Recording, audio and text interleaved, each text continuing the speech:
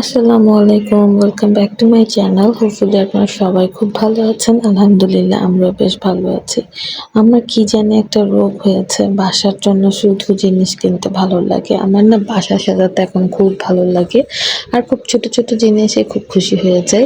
এই যে আমার ২ টা বেডসাইড টেবিলের উপরে ল্যাম্প দেখতে পাচ্ছেন। এই ২ টা আমি অর্ডার করেছিলাম আরো ৭-৮ দিন আগে। আজকে মানে ডেলিভারি করে গেল। আমার যে কি ভালো লাগছে, কি খুশি লাগছে। আজকে যতবার রুমে যাচ্ছি আমার মনটা ভালো হয়ে যাচ্ছে। আলহামদুলিল্লাহ। আল্লাহ আমাকে ছোট, ছোট শখগুলো পূরণ করার তৌফিক দান করেছে, এজন্য আমি আসলে অনেক খুশি। আসলে ছোট, ছোট জিনিসগুলাতে কেন জানি এখন অনেক ভালো লাগে। আগে এমন একটা সময় ছিল যখন ড্রেস কিনতে ভালো লাগতো, মোবাইল কিনতে ভালো লাগতো, ব্যাগ কিনতে ভালো লাগতো। আর এখন বাসা সাজাতে অদ্ভুত ভালো লাগে। কি বাজে একটা অভ্যাস হয়ে গিয়েছে। এখন মনে হয় ড্রেস না কিনা হলেও বাসা সাজানোর জিনিস কিনি। যাই হোক, আজকে আপনাদের সঙ্গে শেয়ার করছি আমার রাত্রেবেলার রুটিন। রাত্রেবেলা বলতে আসলে আমাদের ডিনার হয়ে গিয়েছে। বাচ্চাদের ডিনার কমপ্লিট আগেই হয়ে যায়। আমি শুধু রাকিবের জন্য ওয়েট করি। আমি আর রাকিব একসঙ্গেই ডিনারটা শেষ করি।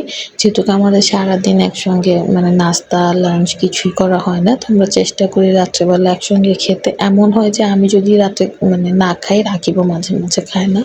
রাকিব বাসায় থাকলে বা ঢাকায় থাকলে অবশ্যই যত রাতই হোক আমরা একসঙ্গে খাই। তো এখানে বাচ্চারা খেয়ে মানে ওদের রুমে চলে গিয়েছে। আমার ৩ বাচ্চারা রুমে যে খেলছিল। তো আমি আর রাকিব এখানে একটু হট চকলেট মিল্ক খাওয়ার চিন্তা করছিলাম। রাকিব এখানে একটা মুভি দেখছিল। ওর কাছে যদিও ভালো লাগছিল, আমার কাছে কেন জানি প্রিয়াঙ্কার এই মুভিটা মানে খুব একটা জমছিল না। তো যাই হোক, আমার ইচ্ছা ছিল হরর কিছু একটা দেখার, কিন্তু রাকিবের এটাই দেখতে ইচ্ছা করছিল। তো রাকিব দেখছিল, আমি আর দেখছিলাম না। আমি এখান থেকে মানে ও দেখছিল, আমি উঠে চলে আসি এবং ওর সকালবেলার রেগুলার আমি আর ও চিয়া সিড, তোকমা দানা আর ও একটা ইউসুফগুলের ভুসি আর কিছু একটা এটা খায়। আমি শুধু চিয়া সিড খাই। তো এটা ভিজিয়ে রাখছিলাম। এটা এখন আসলে আমরা গত ১ মাস ধরেই খাচ্ছি। মাঝখানে আমি মেথি আর জিরা ভিজানো পানি খাচ্ছিলাম। এটা আজকে কয়েকদিন ধরে খাওয়া হচ্ছে না। আসলে অলসতা কাজ করে। আমার থাইরক্স খেতেই টায়ার্ড লাগে, অলসতা লাগে, মাঝে, মাঝে স্কিপ করি। তো এটা তো মানে কেউ না রেডি করে দিলে খাওয়াই হবে না। কিন্তু এই জিনিসটা রেগুলার করা হচ্ছে কারণ রাকিবকে দিতে হয়। তো এইটা হচ্ছে আমার রেগুলার রাতের রুটিন যে খাবার খাওয়া শেষ হলে বা রুমটা মোটামুটি ক্লিন করে এটা ভিজিয়ে রেখে আমি রুমে যাই। তো এগুলো গুছিয়ে এর মধ্যে রাকিবের খাওয়া কমপ্লিট হয়ে গিয়েছে। রাকিবের না খাওয়ার সময় কিছু একটা দেখতে হয়, খুবই বাজে অভ্যাস। তো এখানে ওর খাওয়া শেষ হওয়ার পর রুমে চলে গিয়েছিল। আমি এখানে টেবিলটা ক্লিন করে নিচ্ছিলাম। আমার বাকি টুকটাক যা প্লেট বাকি ছিল ধোয়া, ওগুলো ধুয়ে নিচ্ছিলাম। আমি বাসাটা রাত্রিবেলায় চেষ্টা করি একটু গুছিয়ে রাখতে। আমার না সকালবেলা ঘুম থেকে উঠে একটু সুন্দর গুছানো পরিপাটি বাসা দেখলে একটা ভালো একটা এনার্জি কাজ করে, সুন্দর লাগে, মনটা ভালো লাগে। আমি একটা এনার্জি পাই কাজ করার। তো এই যে বলছিলাম আমি এখানে হাঁড়ি পাতিল ধুয়ে নিচ্ছি।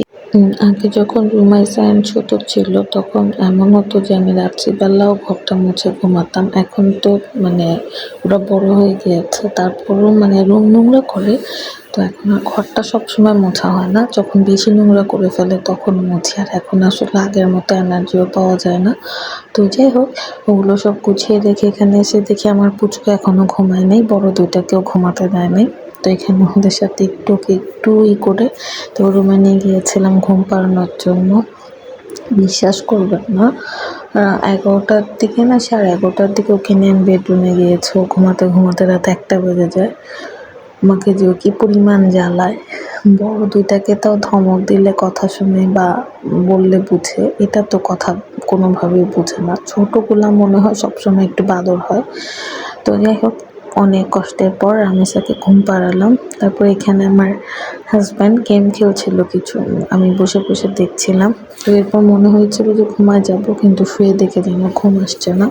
তারপর আবার উঠে এসেছিলাম। আমার ডাইনিং এরিয়াতে যে জানালাটা আছে, এই জানালাটা ঢেকে রাখলে সকালবেলা একদম অন্ধকার হয়ে থাকে। তো আমি চেষ্টা করি রাত্রেবেলায় জানালাটা মানে পর্দাগুলো সরিয়ে রাখতে, যেটা হয় ভোরবেলায় রুমটাতে আলো আসে। তো আমি এসে আসলে লাইট জ্বালিয়ে দিতে পারি। আমার অন্ধকারে ভীষণ ভয় লাগে ছোটোবেলা থেকে। তো এরপর মনে হলো যে কী করব, তো মনে হলো যে একটা বই পড়ি। তো একটা বই নিয়ে রুমে চলে এসেছিলাম। হুমায়ুন আহমেদের একটা বইটা আমার পড়া হয় নাই, এনেছি বেশ কয়েক মাস হয়ে গিয়েছে, এখনও সময়ই পাচ্ছি না বইটা পড়ার। তো আজকে নিয়ে বসলাম, ২-৩ পৃষ্ঠা পড়বো হয়তো বা এর বেশিও পড়তে পারি, বলা যায় না।